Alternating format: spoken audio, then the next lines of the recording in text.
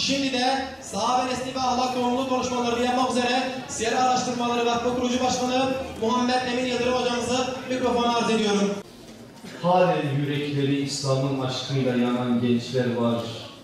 O manada umut oluyorsunuz ve bir kez daha bizi ayağa kaldırıyorsunuz. Onun için ben herkese tavsiye ediyorum.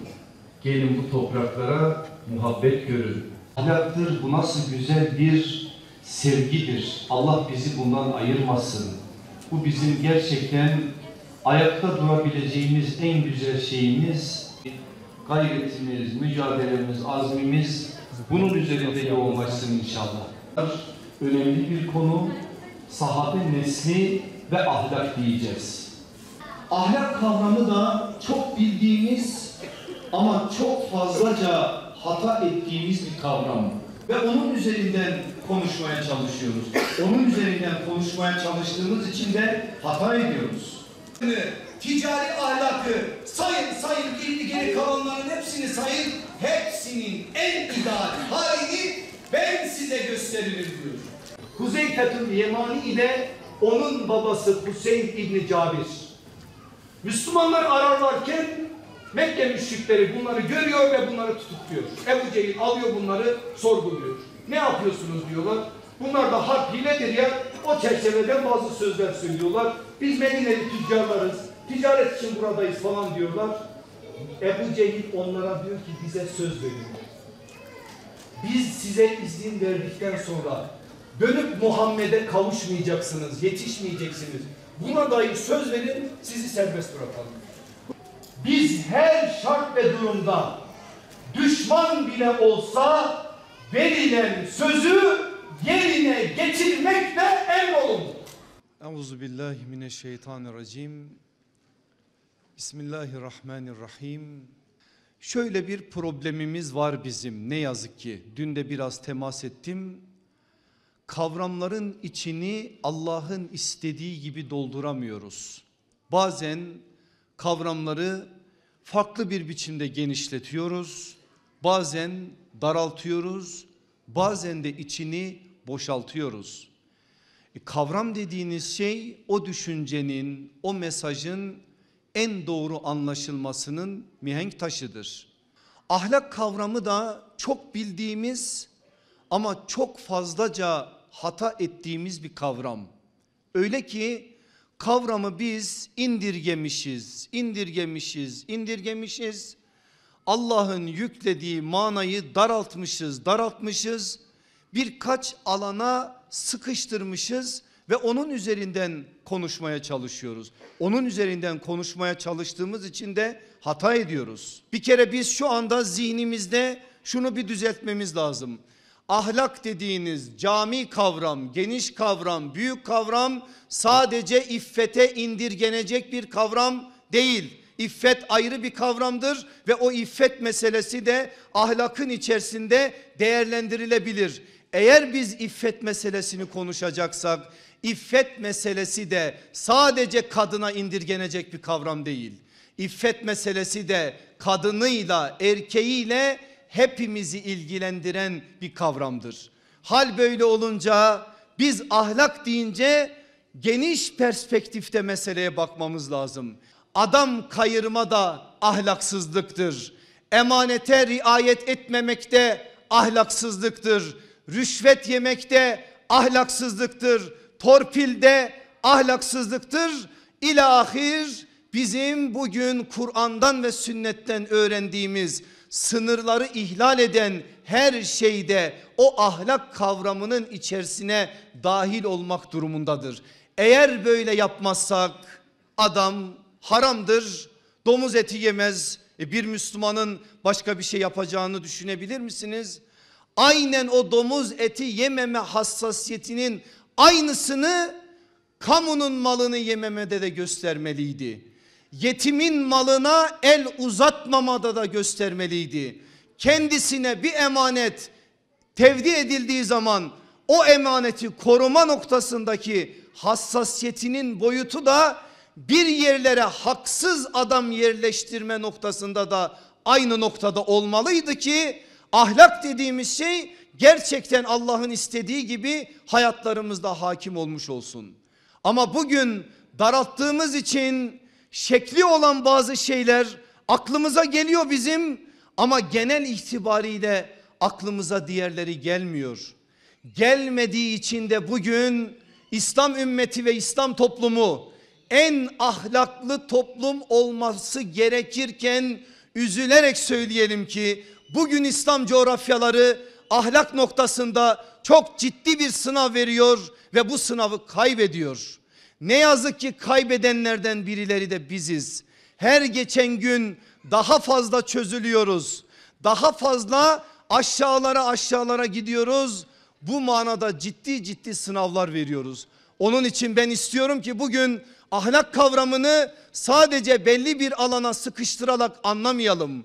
Gerçekten Kur'an, sünnet ve bu ikisinin hayata dönüşmüş şekli olan sahabe nasıl değerlendiriyorsa o çerçeveden değerlendirmiş olalım.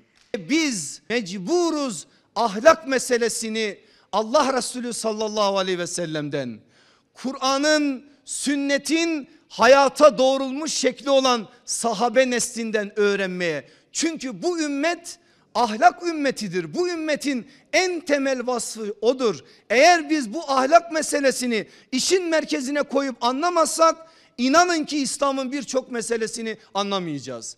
Merkeze aklı koymaz İslam. Neyi koyar? Ahlakı koyar. Ve der ki ahlaklıysam varım. Eğer ahlaklıysam insanım.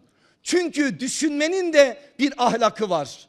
Aklın da bir ahlakı var. Eğer ben bu ahlaklardan bir tanesini devre dışı bırakırsam Allah'ın hayata koyduğu nizamı alt üst etmiş olurum.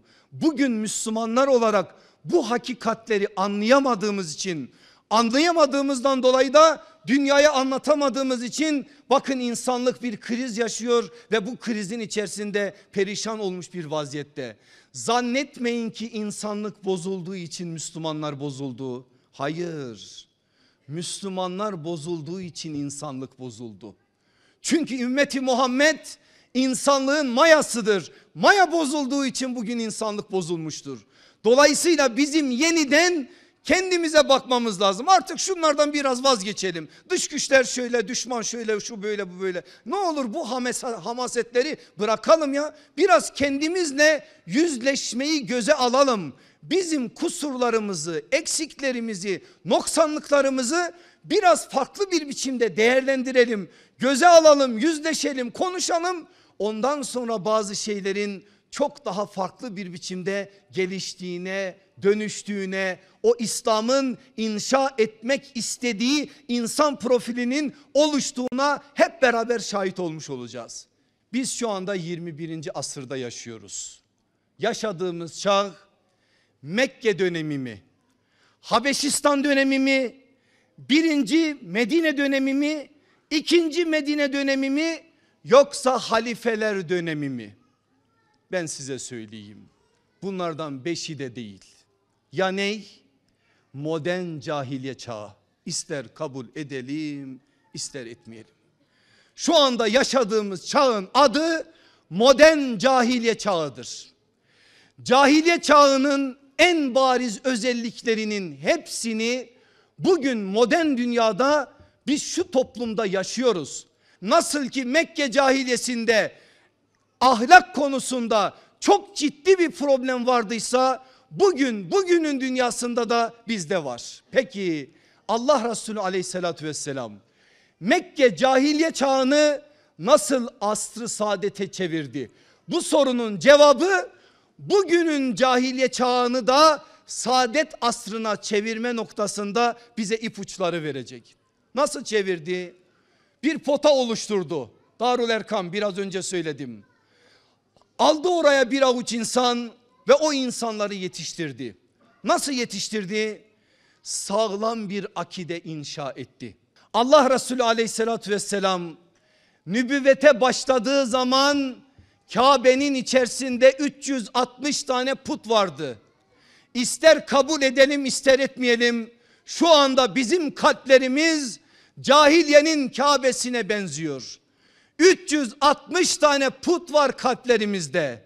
Biz bunları eğer doğru anlar da onlara la ilahe dediğimizi anladığımız an tevhidi anlamış olacağız. Yoksa put dediğiniz şey tahtadan taştan yapılmış şeyler değil. Dün cisim olarak öyleydi. Putun tarifi şudur: Allah'a ait olan alanı siz kiminle nasıl paylaşırsanız paylaşın, orayı gasp ettirdiğiniz için o alan sizin putunuz oluyor. Dolayısıyla bazen farkına varmadan mevki bizim için bir put oluyor. Makam bizim için bir put oluyor. Şöhret bizim için bir put oluyor. Şehvet bizim için bir put oluyor. Para bizim için bir put oluyor. Kariyer bizim için bir put oluyor. Diploma bizim için bir put oluyor. Bazen farkına varmadan evlatlarımız bizim için bir put oluyor. Çünkü Allah'ın konuşlandırdığı yerde konuşlandırmadığınız anda haddi aştığınız ve bu manada sınırları ihlal ettiğiniz her şey sizin için puta dönüşüyor. Onlara da bir la ilahe lazım işte. O zaman biz onlara da bu çerçeveden bakmak durumundayız. Şimdi Allah Resulü aleyhissalatü vesselam sağlam bir akide inşası noktasında bunu yapıyordu. Akıllar eğitildi. Üçüncüsünde de sallallahu aleyhi ve sellemin yaptığı şu: ruhları eğitti. Neyle? Kur'ani bir ahlakı inşa etmekle. Bugün bizim asıl temel konumuz da bu. Kur'ani bir ahlakın inşa edilmesi. Resulullah ne yapıyor biliyor musunuz? Çadırında şöyle dua ediyor. Bunun ikinci bir örneği yok. Şöyle dua edince sırtındaki cübbe düşüyor. Hazreti Ebubekir çadıra giriyor. Cübbeyi Resulullah'ın tekrardan sırtına koyuyor. Kendini harap etme ya Resulallah. Allah sana vaat ettiğini eriştirecektir diyor. Sakın sen tasalanma. Allah sana neyi vaat ettiyse onu sana kavuşturacaktır diyor.